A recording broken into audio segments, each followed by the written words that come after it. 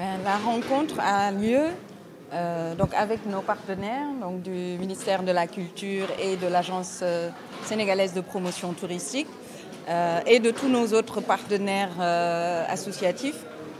La rencontre donc, a lieu pour lancer officiellement la deuxième édition du Grand Carnaval de Dakar. Pourquoi Grand Carnaval de Dakar? Grand Carnaval de Dakar, c'est valoriser et promouvoir notre diversité culturelle. C'est valoriser la culture aussi en tant qu'outil de marketing territorial.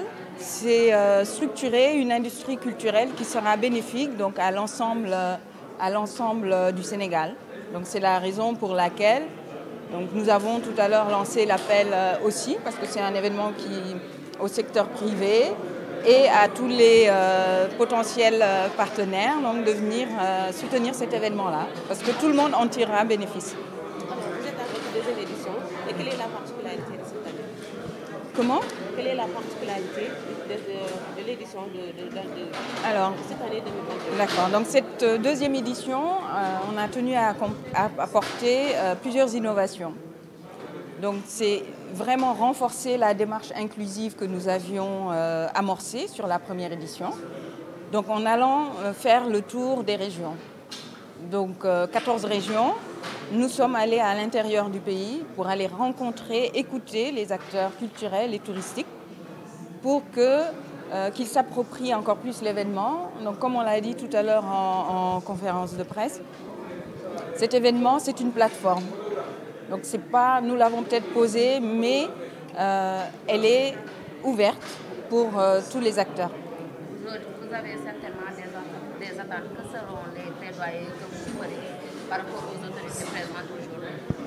Bon, donc elles sont déjà là, donc vous les avez vues, elles se sont exprimées, donc elles nous accompagnent déjà. C'est toujours encore... parce quand on organise, on a encore besoin de tout le temps beaucoup de soutien et beaucoup d'encouragement, parce que la directrice des arts l'a dit tout à l'heure, c'est pas facile, mais c'est notre métier et nous demandons qu'ils soient là et qu'ils soutiennent et qu'ils poussent encore toujours cet événement-là. Et pour le budget? Bon, nous sommes en train de construire le budget et justement, d'où cet appel. Donc j'espère que vous allez relayer. Hein. Donc le thème, c'est Contes et légendes du Sénégal et d'ailleurs.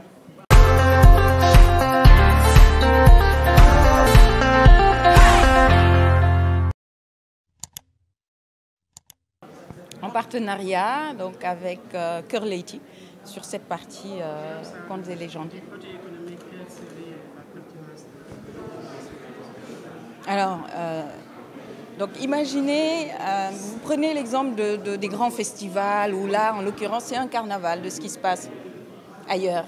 Donc un carnaval, c'est des millions de visiteurs en une fois. Voilà. Donc ces chiffres-là se suffisent presque à eux-mêmes. Donc vous allez avoir des millions de visiteurs à terme en une fois qui vont venir au Sénégal.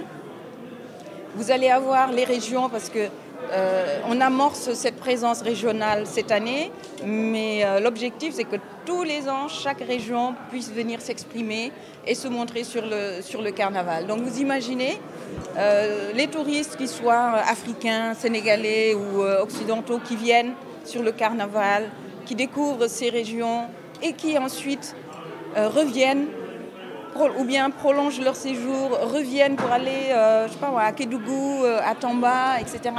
Donc vous imaginez ce que ça peut être en termes d'emploi. Donc sans compter tout l'artisanat qui va pouvoir en bénéficier, etc. Donc c'est pour ça qu'on dit que c'est vraiment une plateforme. Et c'est un événement qui ne nous appartient pas, voilà, parce que déjà nous sommes accompagnés donc, par le secteur public.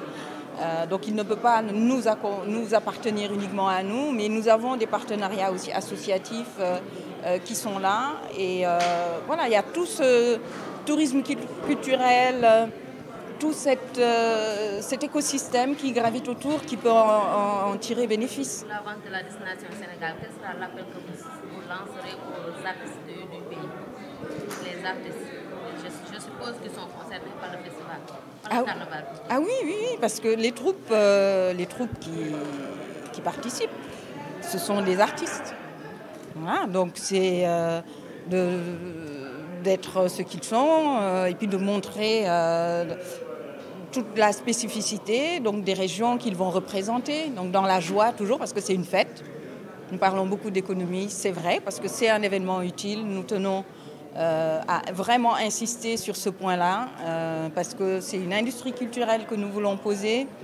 Et c'est important parce que la culture est souvent minimisée ou déconsidérée. Et là, nous sommes vraiment sur une démarche donc, de marketing territorial. Ça veut dire valoriser les territoires, ça veut dire apporter de l'économique, ça veut dire poser une industrie culturelle. Est-ce qu'on peut s'attendre à un pays pour cette deuxième édition? Nous sommes en train de travailler dessus.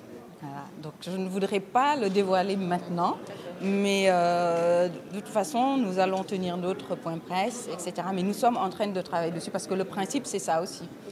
Parce que c'est une fête d'ouverture. Voilà. Donc c'est vrai qu'on fête les cultures sénégalaises, mais le Sénégal, c'est un pays de dialogue et d'amitié. Donc nous avons toujours des amis à inviter, mais je ne voudrais pas le dévoiler maintenant, tant que ce n'est pas encore totalement conclu. Vous parlez wolof? Ouais, dégg naa. Je pense que ce que nous pouvons retenir, c'est que le ministre de la Culture et de la Communication accompagne cette initiative qui a débuté en 2019 et nous avons noté que c'était une activité, un événement en tout cas, qui pourrait largement contribuer à l'animation de la ville de Dakar et du Sénégal en général. Donc c'est pour ça que le département de la culture a décidé d'accompagner cette initiative importante pour non seulement l'animation culturelle de la ville, j'en parlais tout à l'heure, mais aussi pour l'économie de la ville à la période de l'organisation de ce carnaval. Je pense que tout à l'heure, la promotrice l'a dit, c'est un événement national mais aussi international qui pendant, on ne va pas dire 3 jours mais 5 jours, si on compte les jours de voyage, qui va faire venir peut-être des centaines ou des milliers de gens de l'étranger qui vont habiter à Dakar, qui vont manger à Dakar. Donc vous voyez un peu l'apport que ça va faire au niveau de l'économie, aussi bien culture que tourisme. Oui, je pense que nous l'avons dit et nous l'avons réitéré ici devant tout le monde.